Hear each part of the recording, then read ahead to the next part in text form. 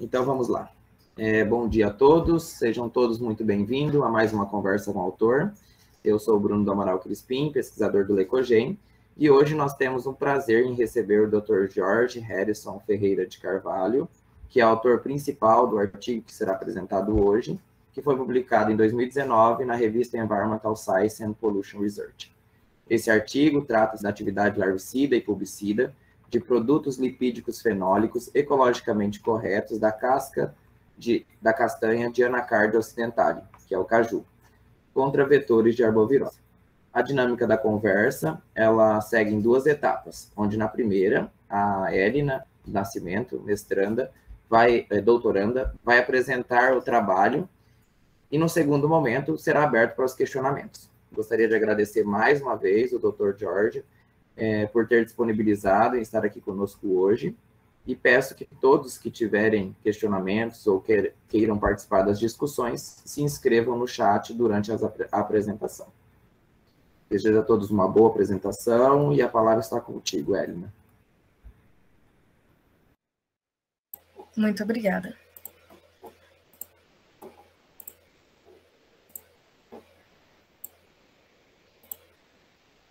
Todos conseguem ver?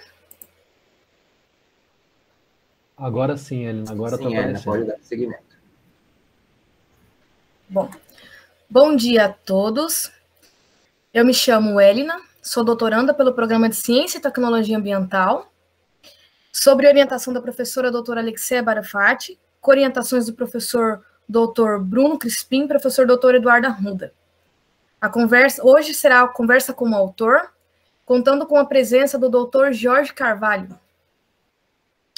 Bom, Dr. Jorge Carvalho é licenciado em Biologia, bacharel em Enfermagem, mestre em Medicina Tropical, doutor em Ciências Médicas e trabalha com pesquisas principalmente na área da saúde coletiva, epidemiologia e entomologia médica. Em 2019, ele publicou um artigo na revista Environmental Science and Pollution Research, sobre a atividade larvicida pubicida de produtos lipídicos fenólicos ecologicamente corretos da casca da castanha de Anacardium occidentale contra vetores de arbovirose. O motivo da escolha desse artigo é por ele ser amplamente citado na minha tese de doutorado, pois relata a atividade larvicida do LCC natural, LCC técnico e seus constituintes. Atualmente eu trabalho com LCC técnico, residual industrial. Nós, do laboratório Lecogem, realizamos modificações químicas em parceria com os professores e testamos a atividade larvicida dos produtos formados. Bom, gostaria de agradecer a presença do professor Dr. Jorge Carvalho e agora irei apresentar um pouco relatos dessa pesquisa.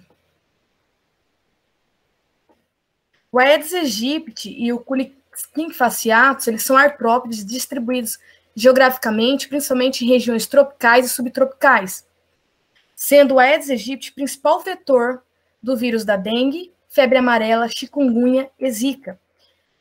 E o Culex fasciatus, o principal vetor da Wuchereria bancroft, que é o agente causador da filariose linfática ou elefantíase, como é conhecida popularmente. Essas doenças têm causado aumentos nos gastos governamentais e graves problemas à saúde pública. Devido à ausência de vacinas, exceto para a febre amarela, a principal forma de combate desses vetores é o controle dele. É a forma atual e a mais eficaz de evitar essas doenças. E as principais medidas de controle têm sido através da prevenção de mosquitos adultos picarem seres humanos, a morte das larvas, pulpas e insetos, por meio de inseticidas e larvicidas, como os organos clorados, organos fosforados, diflobenzuron e piretroides. No entanto, o manejo desses inseticidas sintéticos precisam de monitoramento constante, pois esses produtos químicos eles são desreguladores endócrinos e prejudiciais à população urbana e rural, principalmente para o ecossistema. Bom, devido a isso, inseticidas alternativos, principalmente de origem botânica, são necessários para o controle desses vetores. Então, os fitoquímicos oriundos de plantas podem atuar como larvicidas, reguladores de crescimento de insetos, repelentes e atrativos de ovoposição. Essas moléculas, elas são atraentes, pois são biodegradáveis, possuem baixo impacto, proporcionam maior segurança à população e podem ser utilizados para o controle desses insetos vetores. Bom, o Anacardium occidentale, conhecido popularmente como cajueiro, pertencente à família Anacardiaceae, possui atividade larvicida contra o Aedes aegypti. O líquido da casca da castanha de caju, extraído da casca da castanha, denominado LCC natural, ele possui como constituinte majoritário o ácido anacárdico, seguido de cardol e cardanol. Esses constituintes eles possuem um constituinte fenólico, seguido de uma longa cadeia de hidrocarbonetos insaturados. Posteriormente, além do líquido da casca da castanha de caju natural, há outro líquido que pode ser formado a partir deste. O LCC, quando ele sofre impacto com altas temperaturas, a 180 graus, o ácido anacárdico ele é descarboxilado e convertido em cardanol. E isso oriunda o líquido da casca da castanha de caju técnico, o LCCT. Tanto esses constituintes, tanto o LCC natural quanto o LCC técnico, eles possuem potenciais tecnológicos e terapêuticos. Bom, devido a isso, nesse sentido, o objetivo desse trabalho foi avaliar, então, os efeitos inseticidas das frações extraídas do óleo de Anacardium occidentale contra larvas e pulpas de Aedes aegypti e Culex quinquefasciatus em laboratório e bioensaios de campo. Também foi avaliado as atividades do fenol, ressorcinol, ácido salicílico e pentadecano. São estruturas quimicamente semelhantes às estruturas dos constituintes presentes no LCC natural e técnico. Para tanto, uma espécime de Anacardium occidentale foi depositada em herbário e a extração do LCC natural e LCC técnico, juntamente com o ácido anacárdico, cardol e cardanol, foram realizados no laboratório de moléculas orgânicas no Instituto de Química da Universidade de Brasília. A preparação deste composto foi monitorada utilizando a análise de cromatografia de camada fina. A caracterização química foi conduzida por espectros de ressonância magnética nuclear. E também foram realizadas análises de cromatografia líquida de alto desempenho com detecção de arranjo de diódos. Para extração do LCC natural, foram cortadas em pequenos pedaços, então, as castanhas, e o óleo foi extraído sob refluxo com etanol, continuamente por 15 horas em Soxhlet. Posteriormente, foi realizada, então, a filtração e evaporação do LCC natural e analisada por cromatografia de camada fina. Já para a extração do LCC técnico, esse LCC natural ele foi colocado em 100 ml, colocado em um frasco de 100 ml e ajustado a um condensador de refluxo com placa de agitação e aquecimento em banho de óleo. Esse óleo ele foi agitado vigorosamente e refluxado a 180 graus, e isso foi acompanhado por cromatografia de camada fina, para verificar, então, a descarboxilação do ácido anacárdico sendo convertido em cardanol, que originou, então, um óleo semelhante ao LCC técnico. Posteriormente, também foram feitas a realização da extração do ácido anacárdico, a separação e purificação do cardanol e cardol. Em relação aos ensaios larvicidas e pulpicida realizados em laboratório, as larvas e pulpas do Aedes aegypti e do Culex quinquefasciatus foram fornecidos pela Embrapa, Recursos Genéticos e Biotecnologia, e levados em laboratório, mantidos a temperatura, umidade relativa e fotoperíodo controlado, em copos descartáveis contendo 30 ml de água destilada para as larvas e 200 ml de água destilada para as pulpas. Para a realização do ensaio, os constituintes ácido anacárdico, cardanol, cardol, também o LCCT e o LCC natural, eles foram primeiramente dissolvidos em DMSO 1% e colocados em água, formando então uma concentração inicial de 100 mg por litro, isso para esses três constituintes. Seguido então subsequentemente de diluições de diferentes concentrações até 5 mg por litro.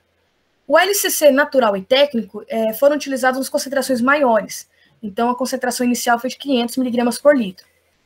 As larvas e pulpas foram acondicionadas então copos descartáveis, contendo então 25 ml da concentração dessas soluções.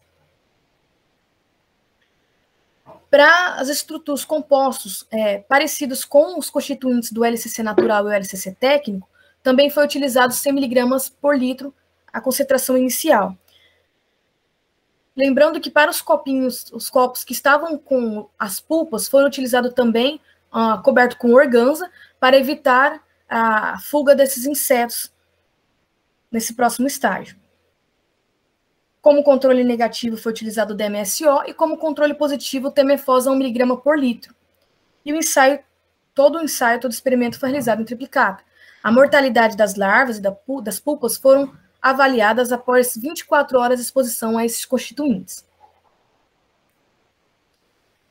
Já para os ensaios realizados em campo, os constituintes eles também foram dissolvidos em DMSO 1%,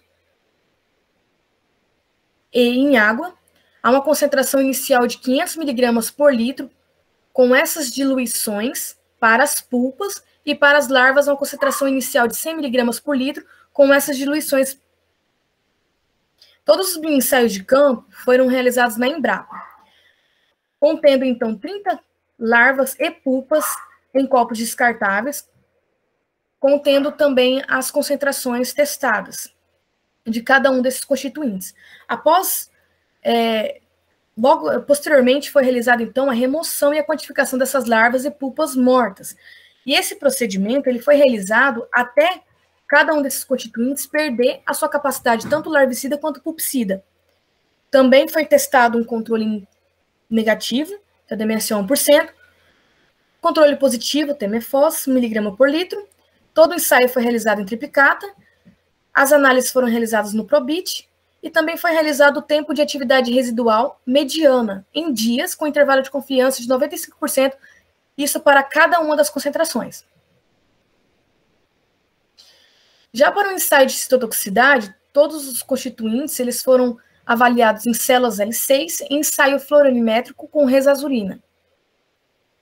Essas células elas foram semeadas em placas de 96 postos e tratadas por 24 horas a 37 graus, com diluições cereais da amostra de 40 mg por litro em meio específico, contendo soro bovino e gentamicina também. Posterior a isso, foi adicionada uma solução de resopurina para atingir uma concentração final, logo em seguida incubadas por 4 horas a 37 graus, e posteriormente foram observados a viabilidade celular, né, que foi calculada pela fluorescência média emitida a 595 nanômetros registrada no leitor de microplacas Spectra Max. Então, para a concentração letal de 50% dessas larvas, e também a concentração de células viáveis de 50%, essas análises foram submetidas à análise de variância, esses dados foram submetidos à análise de variância, e as médias foram comparadas pelo teste de Scott-Knoll e regressão, ambos com 5% de probabilidade. Já a mortalidade nas frações para cada espécie foi verificada por análise de variância, e as médias foram comparadas pelo teste de Tuck com probabilidade de 5%. E todos os gráficos foram construídos usando o software GraphPad Prisma. Então, essa tabela relata a atividade larvicida, pulpicida, dos derivados do óleo de anacardio occidentale após 24 horas de exposição.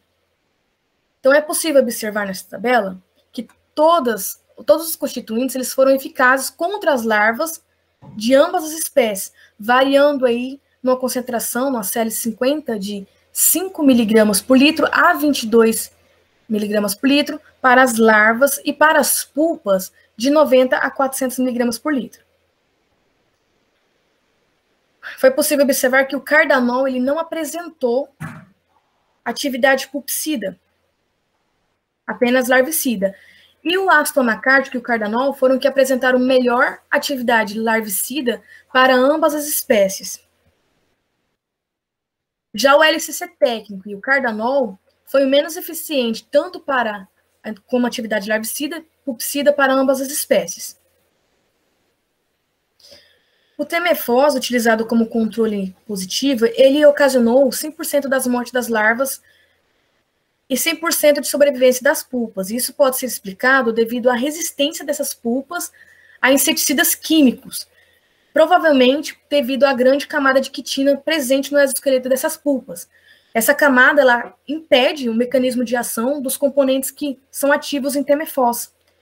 Já no controle negativo, não houve nenhuma mortalidade. Em relação à estrutura e atividade, a estrutura e a atividade pode fornecer importantes informações em relação ao mecanismo de ação desses compostos que são originados do óleo, oriundos do óleo de anacardio occidentale. Aqui nos mostra o LCC natural, o LCC técnico e seus constituintes. E é possível observar que o ácido anacárdico, o cardanol e o cardol, eles compartilham um núcleo fenólico, que é composto de fenol, semelhante ao ácido salicílico, fenol e o ressorcinol, ao qual uma longa cadeia de hidrocarbonetos está ligada. Então, esses compostos são semelhantes. Então, basicamente, o ressorcinol e o ácido salicílico, eles consistem em um anel benzeno, um grupo hidroxila, um grupo substituinte de hidroxila e uma carboxila. E o pentadecano é uma única cadeia de hidrocarbonetos insaturado, constituindo basicamente de átomos de carbono e hidrogênio.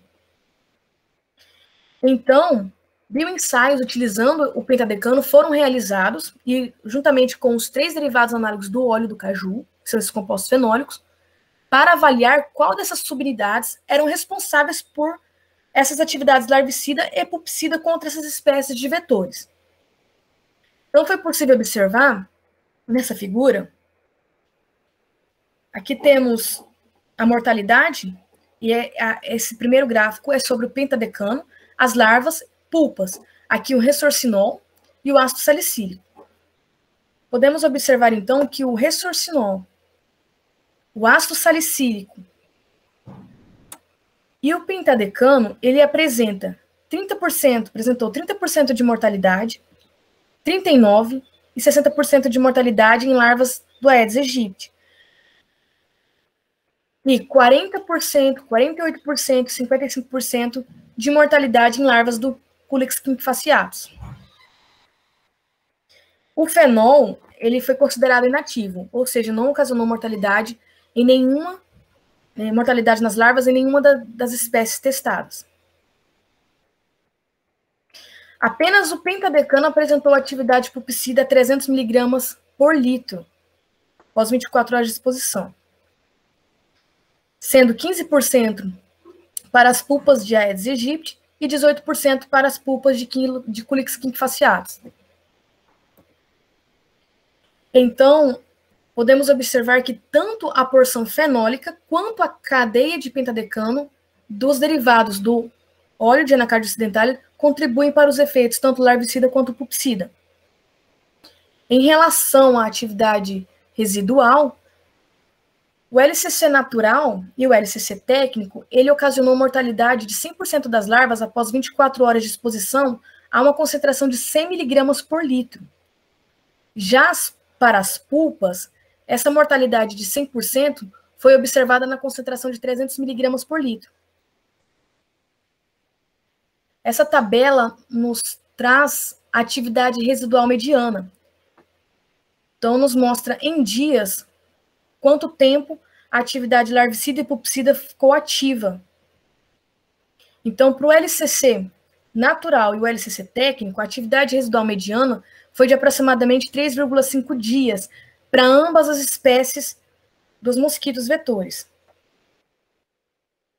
Já para as pulpas, a atividade residual mediana do LCC natural foi em torno de 3,6 dias e do LCC técnico de 2,8 dias.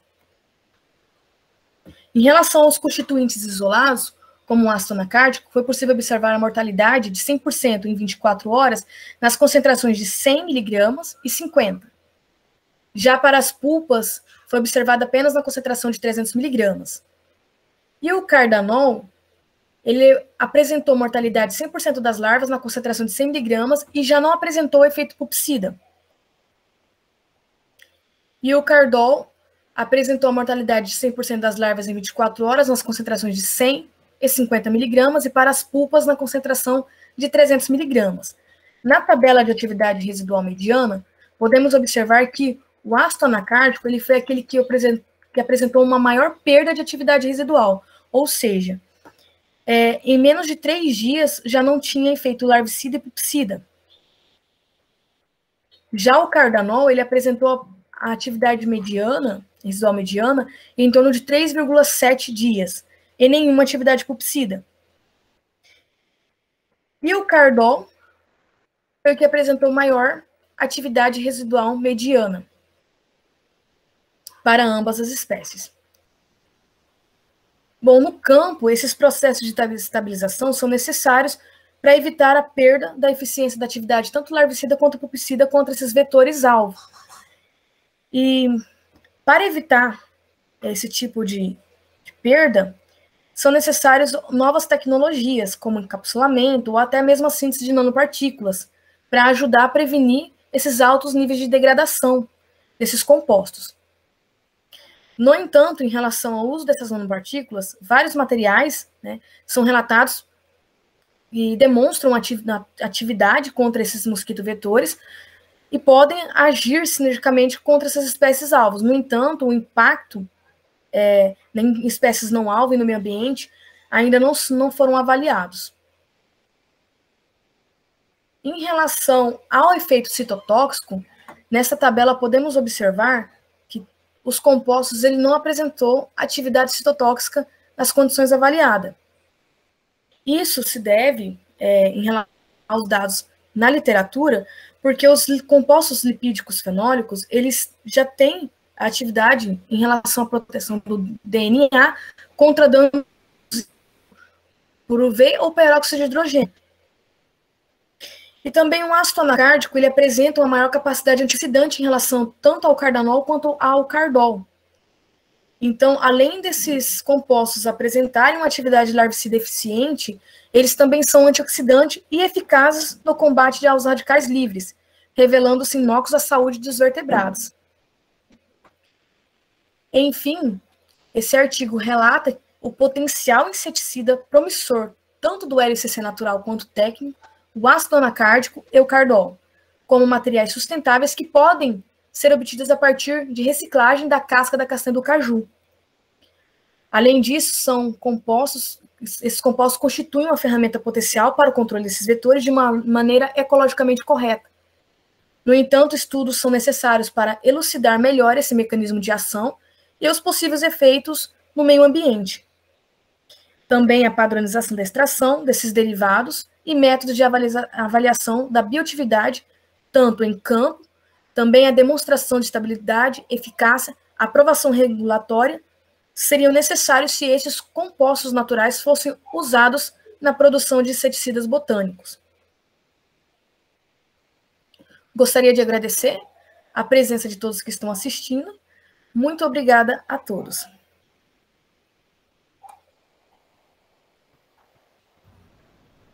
Certo, Helena. Muito obrigado aí pela sua apresentação.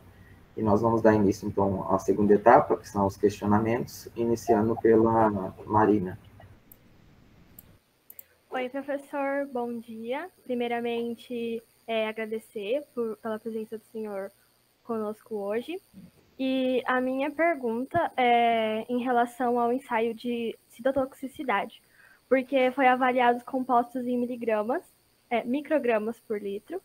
E por que ele foi avaliado em microgramas por litro, visto que a atividade larvicida é vista em miligramas por litro? Não sei se eu fui clara.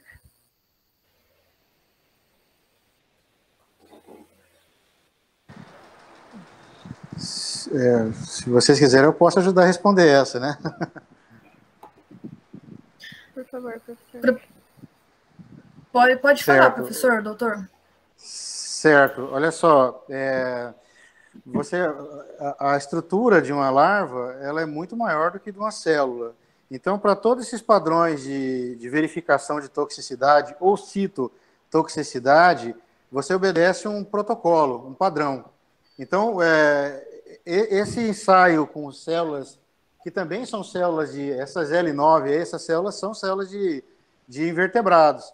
e por ser muito menor, por ser mantido em cultura dentro do laboratório, já é pré-estabelecido um protocolo, e esse protocolo, ele é, digamos assim, ele é padronizado, né, nesse tipo de aferimento. Então, você faz em micrograma em vez de miligrama. E outra coisa é que, às vezes, a nomenclatura ela varia um pouco, mas são muito parecidos. Por exemplo, você pode usar miligrama por litro e usar ppm, que seria, em suma, a mesma coisa. Então, assim, são questão de protocolo mesmo, é meramente protocolar. Só que, dada a dimensão de tamanho da estrutura, acaba que, proporcionalmente, a equivalência é a mesma, tanto para a larva quanto para as células. Você pode usar essa equivalência. Seria assim, por exemplo, fisicamente falando e bioquimicamente falando, a proporção usada para uma larva, transformado em proporção para uma célula, isso equivaleria em dosagem. Então, todo esse cuidado é tido por questão protocolar, dado para a biofísica e bioquímica desses padrões, desse protocolo. Então, a gente só obedeceu o protocolo e deu tudo certo, né? Basicamente é isso. Eu não sei se eu consegui explicar. Sim, muito obrigada. Felipe? Olá, bom dia a todos, em especial ao professor Carvalho, muito obrigado por estar aqui. Primeiramente, quero parabenizar a Edna pela apresentação, foi muito boa, Edna, obrigado. Professor, minha pergunta é em relação ao mecanismo de ação do produto, inclusive foi um tópico da conclusão, eu percebi que a Edna que ela relatou na conclusão, após eu já ter formulado a pergunta, mas nos resultados, vocês no artigo falam um pouco sobre o mecanismo de ação através da formulação química, né? Através da estrutura química, vocês trazem um tópico sobre como isso poderia agir nas larvas. Considerando a continuidade do trabalho, foi realizado algum ensaio biológico, alguma coisa nesse sentido para confirmar esse mecanismo de ação desses produtos? Bom dia, meu amigo. Como é que é seu nome? Felipe. Bom dia, Felipe. Excelente pergunta, muito boa pergunta. Eu aproveito também para parabenizar a doutoranda Elina, tá? Foi maravilhosa a sua apresentação. Mas vamos responder a pergunta do Felipe. Felipe, olha só, sim, foi dada continuidade. O que nós fizemos depois desse trabalho, né? Nós pegamos enócitos das pulpas. Enócitos são células análogas o que pode dizer assim, o fígado, né? De vertebrados. Então, todo o processo toxígeno passa pelos esses enócitos, né? Dessas pulpas, tanto do Culex quinquefasciatus quanto do Aedes aegypti. O que nós fizemos, então? Nós fizemos para cada constituinte do LCC, tanto natural quanto técnico, e os seus derivados, ácido anacárdico, cardol e cardanol, cardanol e cardol, nós fizemos aí um fracionamento e fizemos teste também com MFOS positivo e DMSO negativo. Pegamos esses enócitos e submetemos essas pulpas, digamos assim, essas pulpas tanto do Culex quinquefasciatus quanto do Aedes aegypti a esses produtos, e antes de eles falecerem, de elas morrerem, nós retiramos esses enócitos e submetemos a uma corrida de Zell de agarose para ver se teria expressão proteica a mais ou a menos nessas amostras. Nas amostras que foram evidentemente esclarecidas por essa corrida de gel de agarose, que houve produção menor de proteínas, nós submetemos essas amostras dos produtos mais efetivos nessa abordagem de proteína e levamos isso para uma análise de Orbitrap. Orbitrap viagem, seria a tradução literal, viagem em órbita, né, por cristalografia, e nós veríamos aí, comparando com o controle negativo, que proteínas que foram mais expressamente produzidas ou menos expressamente produzidas, submetidas ao tratamento. Isso nós podemos depois verificar, dada essa amostra de kDNA, o que essas proteínas que não foram produzidas são, assim, importantes no desenvolvimento dessas pulpas, desses insetos. Aí está sendo feito um rastreio, eu não posso falar agora porque está sendo investigado, né? Mas o que nós podemos perceber?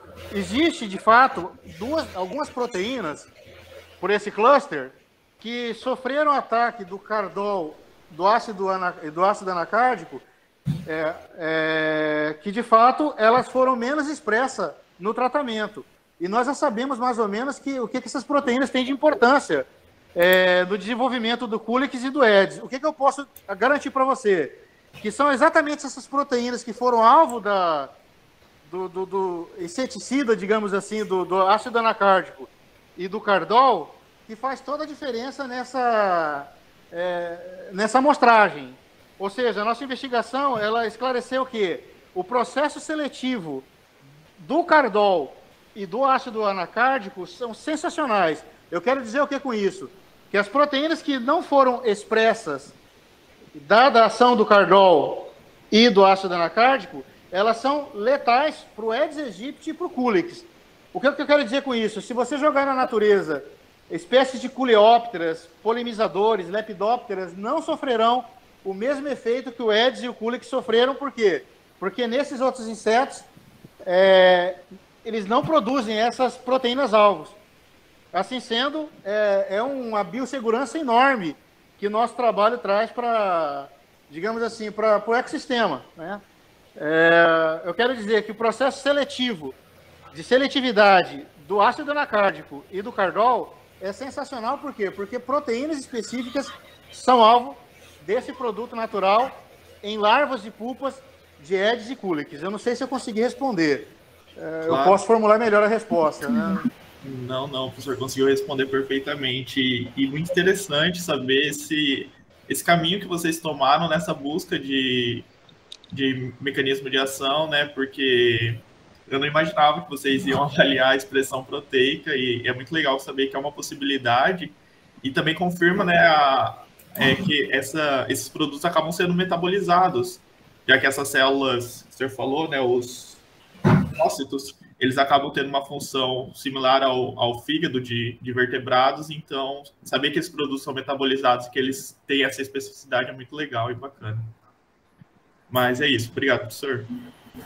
Felipe, eu posso fazer uma parte? Posso fazer uma parte no seu questionamento? Claro, professor. Aproveitando aí a discussão que está só nessa vertente, nessa sua avaliação, vocês chegaram a fazer alguma coisa histológica?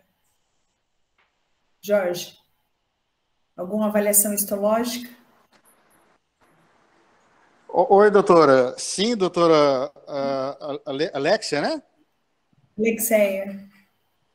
Alexeia, desculpe-me. Sim, doutora, nós chegamos a fazer. Nós fizemos cortes histológicos em pupa e em larva, só que só tivemos um problema grave, sério, porque a quitina, que pertence à exúvia, tanto das larvas, principalmente das pupas, dava, digamos assim, fazer com que as lâminas de vidro que nós utilizamos para fazer esses cortes histológicos se deteriorassem muito rapidamente. Então, as estruturas morfológicas, histológicas, para a gente poder fazer uma comparação das pulpas do controle negativo quanto das pulpas do tratamento, acabou que houve um deterioramento muito grande, ficou praticamente assim, indecifrável quais eram os órgãos, quais eram as estruturas que estavam ali deterioradas. O estrago feito por esses componentes do LCC natural foram muito grandes nas pulpas. Então, assim, quando elas não cegavam as lâminas para fazer os cortes, elas simplesmente não tinha corte, elas explodiam as amostras, né? E ficava tudo ali indecifrável. As tratadas negativamente, digamos que foram tratadas só com DMSO, ainda tinham uma qualidade de estrutura, porque a quitina, como eu te falei, ela é muito dura. Mas, assim, não deu para fazer comparação. Então, a gente optou, né? Nós optamos por descartar essas amostras, né? Porque não dava para ter certeza, né? Nós temos ali um grupo no UNB muito bom de entomologia e de histologia entomológica que falaram, olha, essas amostras estão muito feias, né?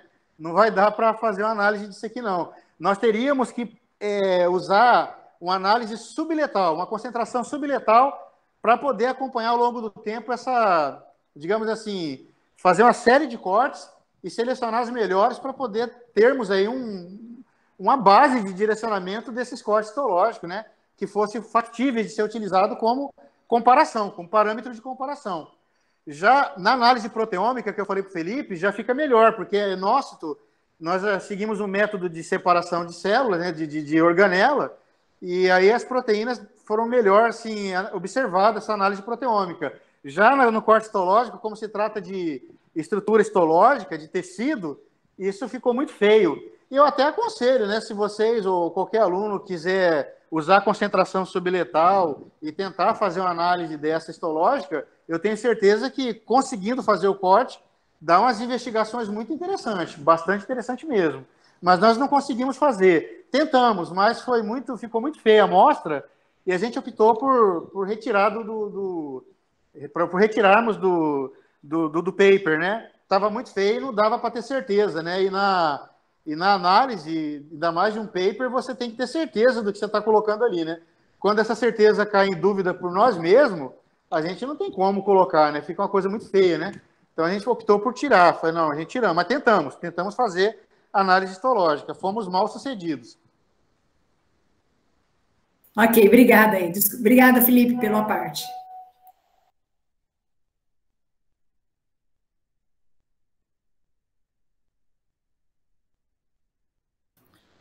Eu terminei o meu questionamento, acho que é a Sabrina. Isso, Sabrina, por favor. Olá, boa tarde a todos. Parabéns, Elina, pela apresentação, sempre excelente, muito didática. Boa tarde, professor Jorge, eu sou a Sabrina, faço graduação na UFGD em Biotecnologia, e a minha pergunta está relacionada à síntese do LCCT. O senhor, o artigo, né, afirma que não houve isolamento do LCCT, e sim de um composto semelhante ao LCCT. E por que disso? Seria devido à forma de extração que foi utilizada, que é diferente do processo de tostagem utilizado nas indústrias? E haveria diferença entre os compostos isolados do senhor para esse composto industrial, né, o LCCT obtido da tostagem? Bom dia, Sabrina. Obrigado pela pergunta muito inteligente. Parabéns para todos vocês. De fato, são perguntas muito clara, muito objetiva e muito bem formulada. Eu peço perdão se eu não estou retribuindo com o mesmo nível que as perguntas foram feitas, se a minha explicação está confusa. Mas vamos lá, a sua pergunta foi excelente. Essa parceria que nós fizemos com o Instituto de Química, como eu te falei, um trabalho dessa envergadura, nós não conseguimos fazer sozinho, né? Porque eu sou das ciências médicas lá do UNB, né? Eu era, né? Agora já estou licenciado. E quando você começa a fazer um doutorado, você mira num objetivo. Mas quando vão surgindo os experimentos, você automaticamente você é guiado pelos resultados, né? Você fala, poxa, olha, eu tive um resultado melhor com isso. Eu acho que se enveredar por esse caminho vai ser melhor para a gente. Então nós começamos com a abordagem e as parcerias foram revelando resultado melhor. Então, eu acho que até uma questão de inteligência é você optar por tomar direções um pouco diferentes do que você imaginava. E nós fizemos essa parceria com o Instituto de Química e aquilo que eu te falei, esse processo de extração do LCC técnico, que é muito parecido com cardanol, é um protocolo deles, né? Mas eu posso te garantir com toda certeza, eu também utilizei LCC técnico extraído da indústria, tá? Uma vez que você pega lá, por exemplo, castanha de caju, que você faz ali o beneficiamento, e da tostagem sai a castanha do caju e sai o LCC técnico, nós usamos esse LCC técnico. E esse LCC técnico teve uma mortalidade muito boa também, muito equivalente. Só que o problema é que do processo de tostagem sai uma coisa muito, muito crua, muito sem informação. E como esse LCC técnico, que é a base do cardanol também, né, que foi extraído aí no Instituto de Química, ele já tem um processo de extração mais protocolar, mais bem direcionado, mais assim, digamos assim, mais monitorado, é que demos a opção por utilizar esse. Mas não tem problema. Inclusive, eu até coloquei isso nos resultados do nosso trabalho. O Nordeste aqui no Brasil usa amplamente o beneficiamento de castanha do caju. E toneladas de LCC técnico são produzidos. E no Nordeste nós temos muito casos de Zika vírus, de filariose, em Pernambuco principalmente, né, que é a doença causada pela Wuchereria bancroft, né, e é transmitida pelo Cúlia quinquefaciatus, ou seja, aí no Nordeste teríamos então basicamente de graça o LCC técnico industrial, que poderia ser utilizado pela vigilância epidemiológica ou pela vigilância sanitária como método, né, de controle dessas pragas, desses vetores. E nós vimos aí que o efeito poluente, o efeito residual, é muito pequeno, não é um efeito tão grande. Fica aí 10 dias, basicamente, na natureza, né? Então, assim, eu acredito que a escolha desse processo de obtenção do LCC técnico foi porque a doutora, nossa parceira, ela que nos passou esse protocolo. E como é uma parceria, nós não gostamos de contrariar nossos parceiros. Então, nós seguimos o protocolo tudo em conjunto, né? Tudo conversado e feito em reunião. Então, ela achou por bem usar esse protocolo, nós obedecemos. Beleza? Sim, entendi. Muito obrigada.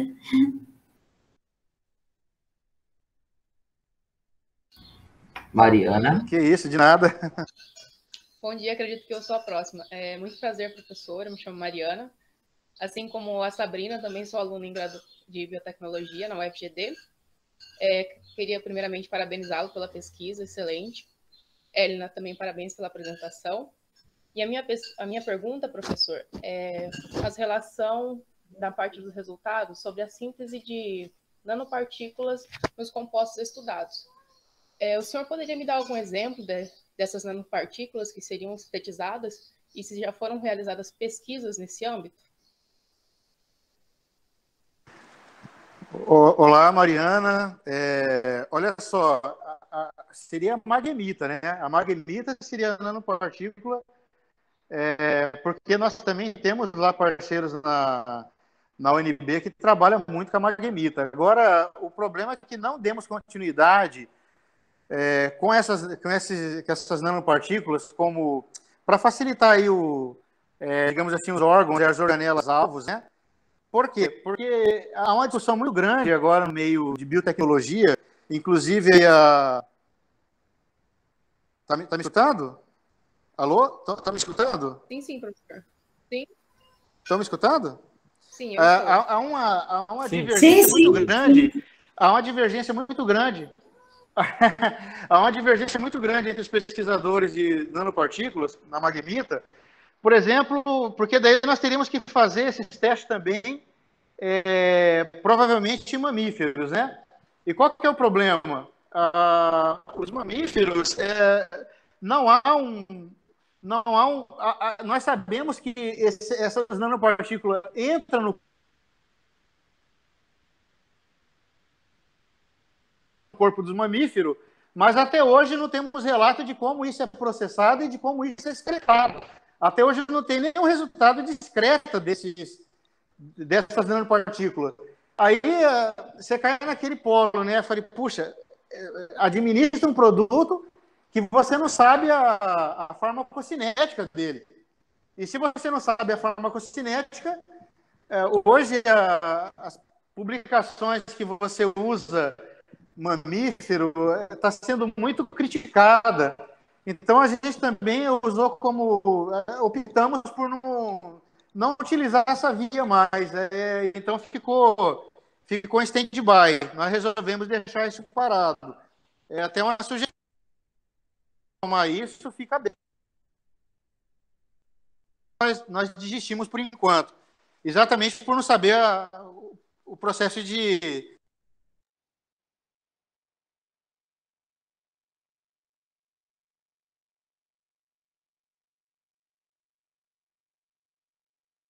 Tá cortando? Ele caiu. O professor caiu. Sim, eu imaginei que fosse aqui, mas acho que caiu a conexão. Vamos aguardar uns minutinhos. Para mim também caiu, sim.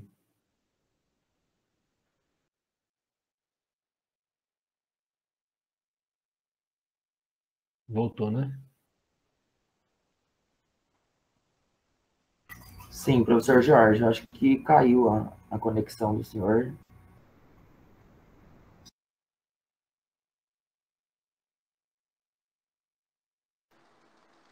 Oi, estão me escutando? Agora Alô? sim, professor. Eu estou ouvindo bem. Eu consegui responder? Deu tempo de responder? Vocês pegaram a resposta? Sim, professor, eu escutei. Entendi, sim. Ah, Muito então tá obrigada. certo. Que isso, tranquilo.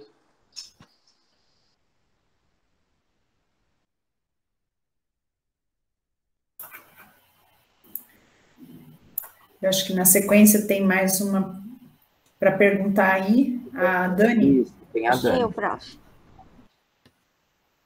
Primeiramente, parabenizar a Elina pela apresentação e agradecer a participação do professor Jorge. A minha pergunta foi semi-respondida na pergunta do Felipe e da Sabrina, porém vou fazer ela novamente, né? Caso tenha algo a acrescentar. Dependendo da concentração do produto, ele pode gerar danos em outros organismos vivos, além das larvas? E também eu tenho outro questionamento, que é, com o passar do tempo, as larvas poderiam criar mecanismos de defesa ao produto? Ah, sim, excelente pergunta, né? A segunda pergunta, eu vou começar pela segunda, tá? Se as larvas poderiam criar resistência. Olha, você sabe que tudo na natureza tende a se adaptar e tentar preservar a espécie, né? Então, provavelmente, com o tempo, poderia ser que sim. Tanto é que os mosquitos, as larvas de mosquito Aedes aegypti já estão criando resistência, tem cepa já resistente ao temefós, né? Ao organofosforado. Então, se com temefós, que é altamente tem um alto grau de toxicidade, um alto grau de efeito residual de poluente, e mata coleóptera, lepidóptera, mata um monte de outros insetos, e essas larvas de Aedes aegypti já estão apresentando resistência, provavelmente com inseticida botânico, eu acredito que com o tempo, né, não seria diferente, mas é uma via de possibilidade. A outra pergunta, a primeira agora, né, tentando respondê-la, se mediante o grau, a concentração, se poderia causar dano a outros tipos de tecidos vivos, a outros tipos de seres vivos, eu acredito que sim, né? Se você usar uma concentração muito elevada, por exemplo, acima de 1000 ppm, acima de 1000 miligramas por litro, tem estudos aí que fizeram toxicidade com 5.000 miligramas por decilitro e apresentou toxicidade, né? É aquela velha história, você usa uma concentração aceitável. O nosso trabalho, ele partiu de uma concentração que não é letal para o ser humano, não é letal para vertebrado, mas é letal para o Aedes aegypti e para o Culex. E provamos, e estamos ainda na investigação, dada essa análise proteômica que eu respondi para o Felipe, estamos mostrando que o nosso produto, na concentração ideal, ela não é letal a outros invertebrados, como lepidóptera, polinizadores, abelhas e lepidópteras.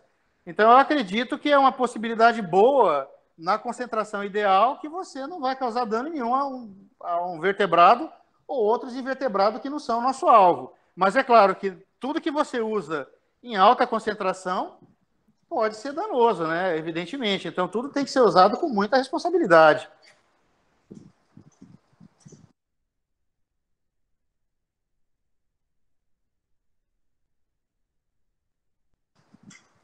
Estão me ouvindo? Professor Fábio.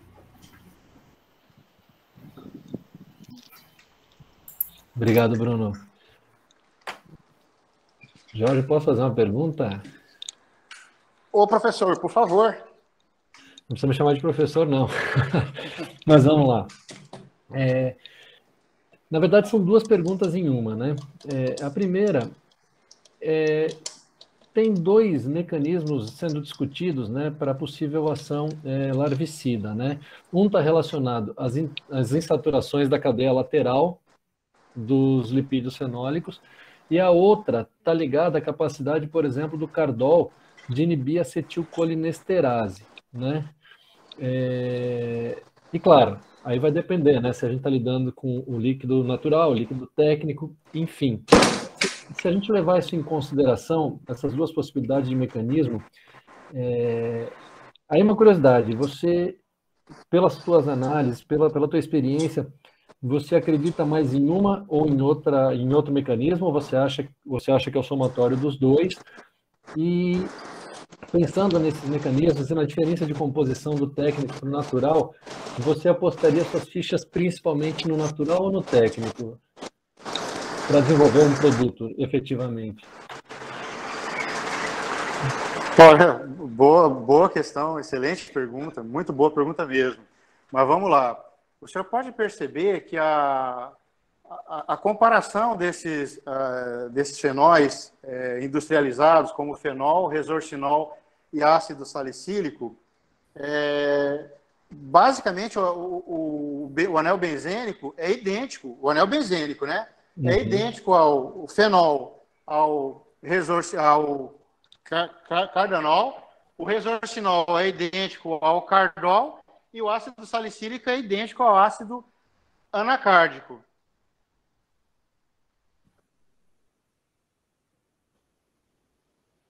Ai, caiu para mim. O professor caiu novamente. Bem na hora do vamos ver.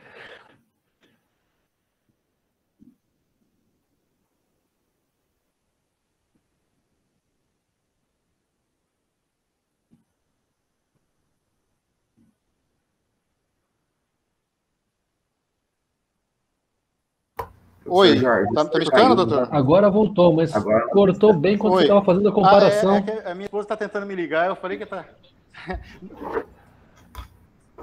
Isso. Aí o que acontece, então? O diferencial de tudo é que nos compostos naturais, ou seja, o cardanol, o cardol e o ácido anacárdico, você tem uma cadeia longa chamada pentadecília ou pentadecano, que se une a esses fenóis. O senhor conseguiu, assim, acompanhou isso, né? Sim, perfeitamente. Só um pouquinho, filho, silêncio. É que meu filhinho é autista e tá dando uma agita aqui. Então, o que acontece? Esses produtos, o produto natural, ele tem esse efeito alvo exatamente dada essa conformação, essa configuração que ele tem. Quando nós fizemos estudo separado com fenol, resorcinol e ácido salicílico, lembrando que o ácido salicílico também é anti-inflamatório, né? Ele é amplamente no meio farmacêutico vendido, né? Processado e utilizado como anti-inflamatório, um monte de coisa.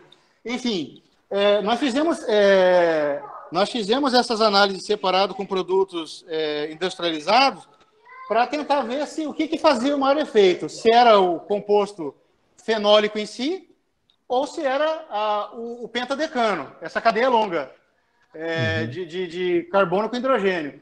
E nós descobrimos que nenhum e nem outro, né? O que foi, digamos assim, o bolo da cereja foi que exatamente a composição natural, que une naturalmente o anel de benzeno do fenol, do resorcinol e do ácido salicílico, que aí agora a gente vai traduzir como natural, comparando com o natural seria o anel benzênico do cardol, do cardanol e do ácido anacárdico, que já vem com essa cadeia de pentadecília anexado naturalmente, é isso que faz toda a diferença.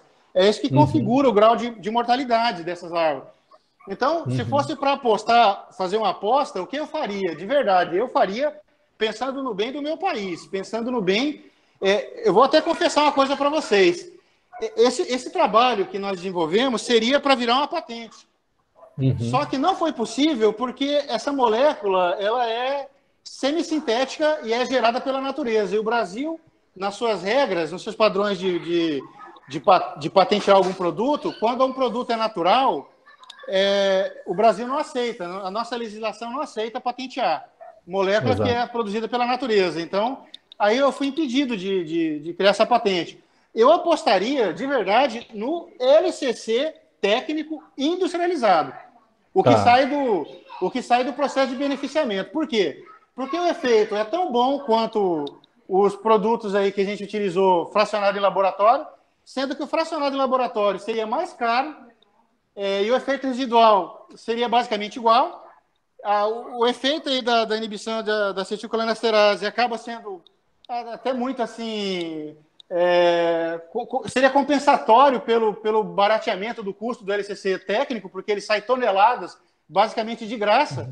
Você beneficia a castanha lá, você pega de graça esse LCC técnico, então eu utilizaria esse LCC técnico, dado ao baixo custo e ao efeito residual, que seria aí até mais ou menos prolongado, e você conseguiria matar muita coisa, muita larva, muito desses insetos, sem causar dano a insetos que eu não tenho objetivo e interesse de matar. Então, eu optaria pelo LCC técnico industrializado. Eu apostaria nisso. Jorge, muito obrigado. Assim, é muito esclarecedora a sua resposta e isso me empolga mais ainda, porque uma preocupação que me surgiu foi justamente isso, a possibilidade de inibir a acetilcolinesterase e atingir outros vertebrados, enfim, né? Peixes, a hora que a gente usasse nos compartimentos aquáticos, né? E se a atividade realmente, né, ela depende, né, do LCCT, e o LCCT, ele de fato, ele é interessante por causa disso, né, porque ele é gerado mesmo e seria uma forma de reaproveitamento. Então, te agradeço muito a resposta e prometo ficar quieto agora, pessoal. Desculpa, me inscrevi na última hora, mas eu precisava fazer essa pergunta. Obrigado, viu? Ô, professor, e olha só, se o senhor quiser investir nisso, eu aconselho, porque hoje o que nós temos que analisar é exatamente o barateamento, o valor que você encontra, e o tanto de gente, né, o tanto de brasileiro que nós poderíamos ajudar com isso, né?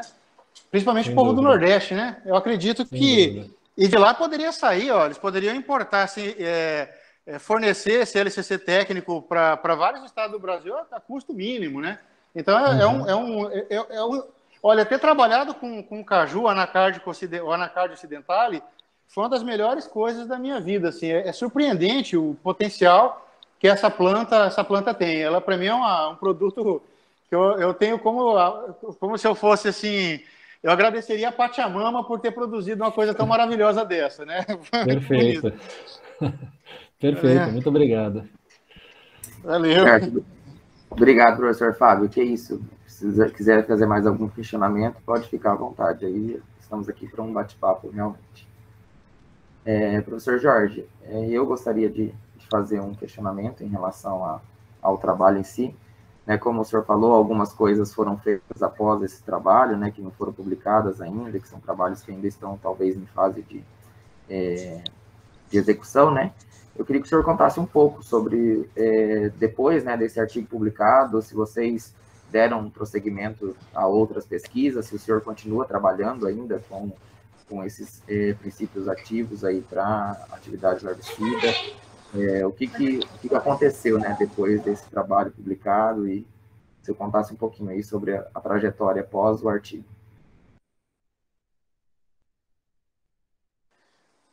Oi, doutor. Olha só, eu tive que... O que acontece, né? Eu sou, por ser casado e ter filho, né? O doutorado me tomou um tempo muito grande, me melhorou muito tempo. E nós sabemos que a universidade trabalha com protocolo e com regras, né? E tudo em função do tempo. Eu tive que parar o projeto e ceder isso para... É claro que eu tenho participação na pesquisa que está seguindo na UNB, só que eu abri mão dessa pesquisa para dar atenção para o meu filho, né? Para os meus filhos e para minha esposa.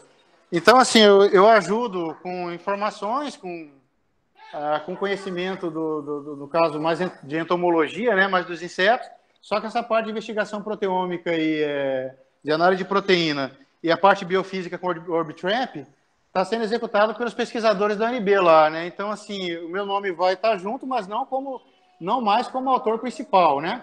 Porque a investigação seguiu, mas eu abri mão para poder, assim, dar essa atenção para a família, né?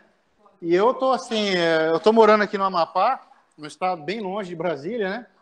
A vida me trouxe para abrir esse horizonte, então eu parei com essa investigação, mas ela está correndo lá, está indo, né? Está caminhando. É claro que agora está muito difícil, porque os investimentos o investimento em tecnologia não tá muito auspicioso, né? Estão meio cortados aí, e eles estão se virando como podem lá, né?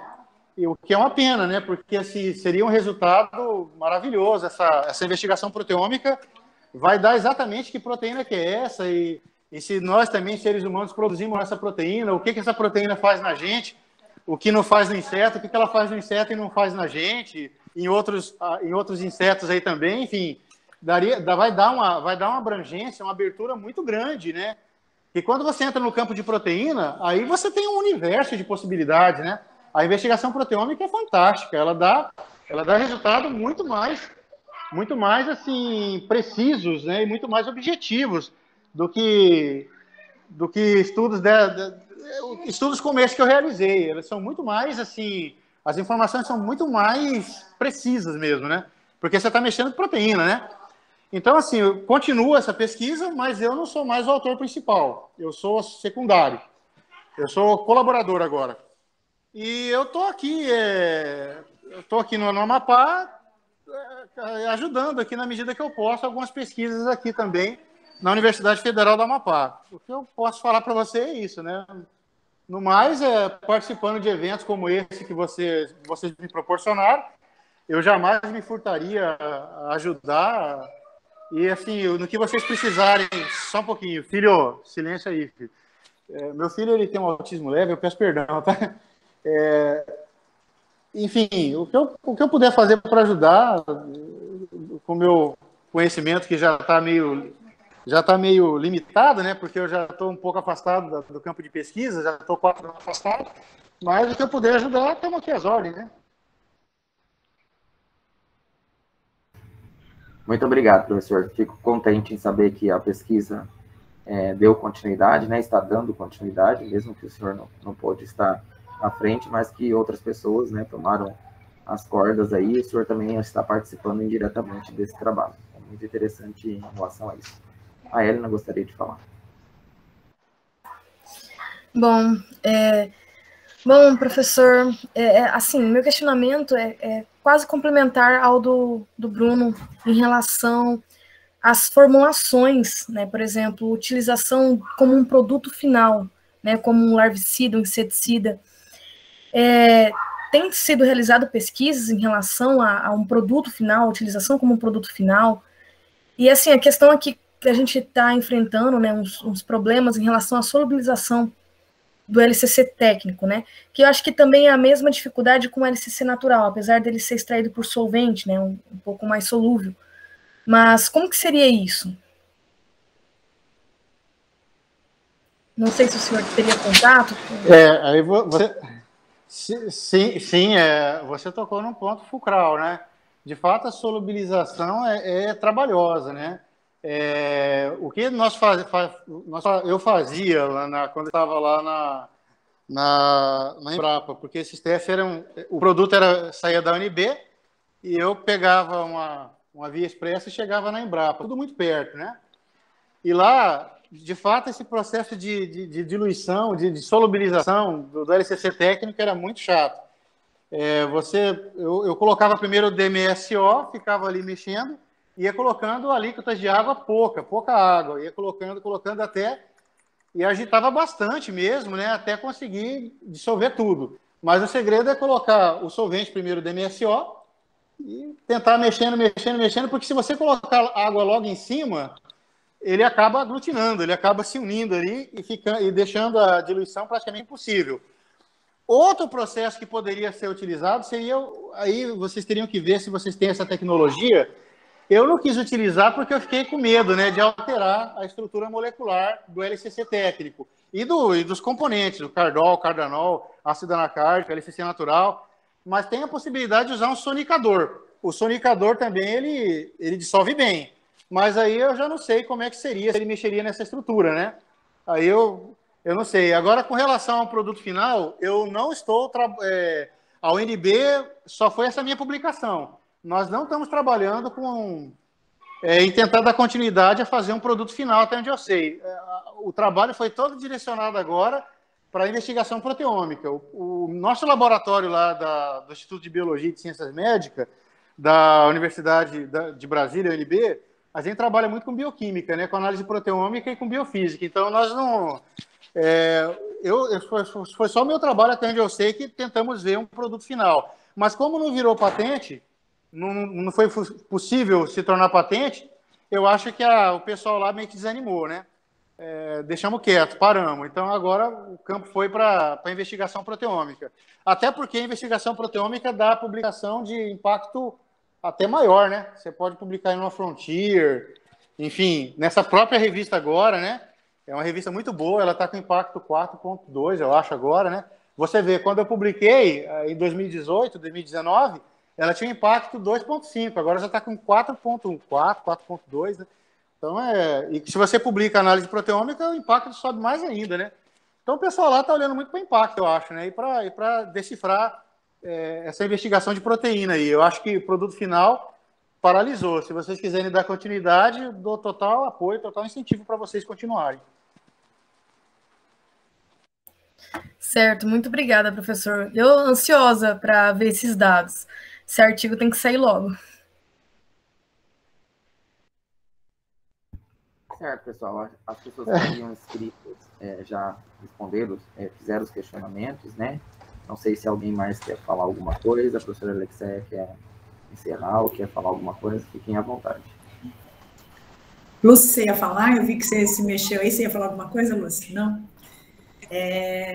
Não, assim, o LCC é um desafio aqui para o nosso grupo, né? A gente já está trabalhando faz algum tempo com o LCC técnico aqui, a gente está em busca, né? Muitas perguntas ainda a gente tem, e surgiu o seu trabalho aí, né? No Carvalho, que a gente começou a citar tanto, e você hoje aqui conosco, né? Porque você, assim, você que analisou os produtos, então, de alguma maneira, foi muito interessante, né? E salutar, e espero poder contar com você, caso, assim, a gente tenha, possivelmente, nós, às vezes, algumas dúvidas vão aparecer ainda ao longo do nosso caminho, da nossa trajetória, e espero poder contar aí com a sua colaboração, Jorge, em trabalhos futuros, quem sabe, né? Eu acho que foi muito legal hoje.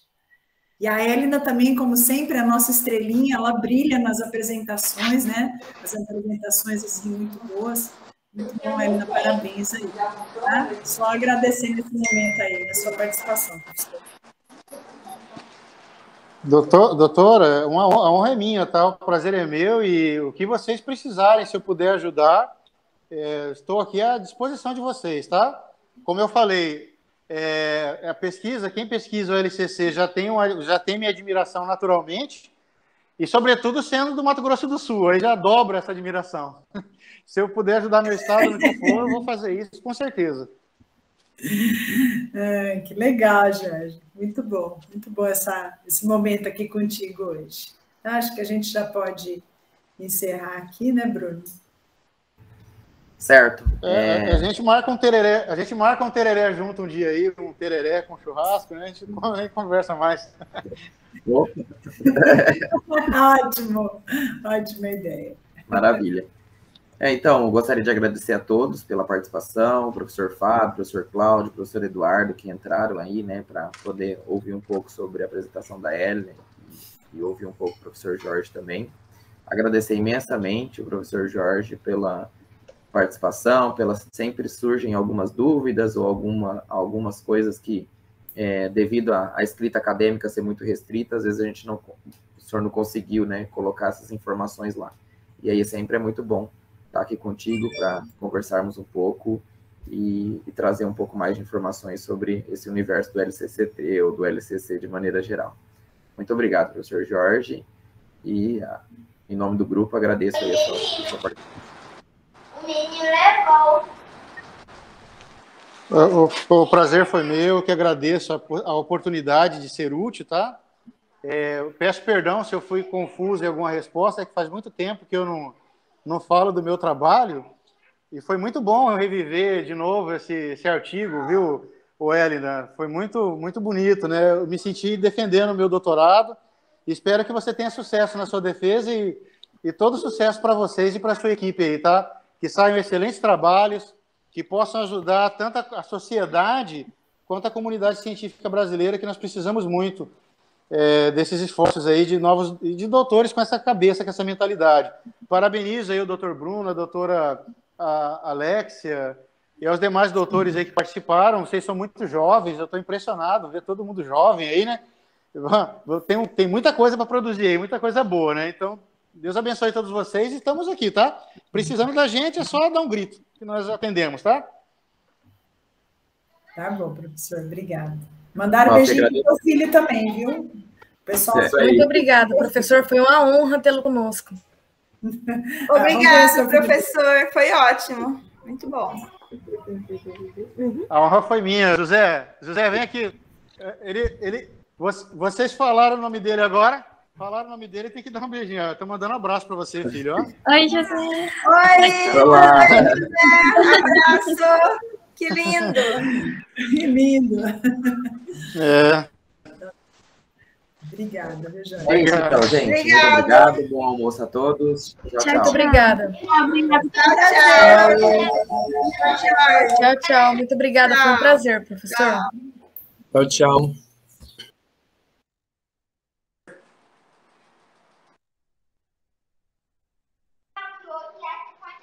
Obrigado, meus amigos. O prazer foi meu, que agradeço a oportunidade de ser útil, tá? Eu peço perdão se eu fui confuso em alguma resposta, é que faz muito tempo que eu não falo do meu trabalho, e foi muito bom eu reviver de novo esse artigo, viu, Elina? Foi muito, muito bonito, né? Eu me senti defendendo o meu doutorado, e espero que você tenha sucesso na sua defesa e todo sucesso para vocês e para a sua equipe aí, tá? Que saiam excelentes trabalhos, que possam ajudar tanto a sociedade quanto a comunidade científica brasileira, que nós precisamos muito desses esforços aí de doutores com essa cabeça, com essa mentalidade. Parabenizo aí o doutor Bruno, a doutora Alexia e aos demais doutores aí que participaram. Vocês são muito jovens, eu estou impressionado ver todo mundo jovem aí, né? Tem muita coisa para produzir aí, muita coisa boa, né? Então, Deus abençoe todos vocês e estamos aqui, tá? Precisando da gente, é só dar um grito, que nós atendemos, tá? Tá bom, professor, obrigada. Mandaram beijinho para o seu filho também, viu? Pessoal, muito obrigada, professor, foi uma honra tê-lo conosco. Obrigada, professor, foi ótimo, muito bom. A honra foi minha, José.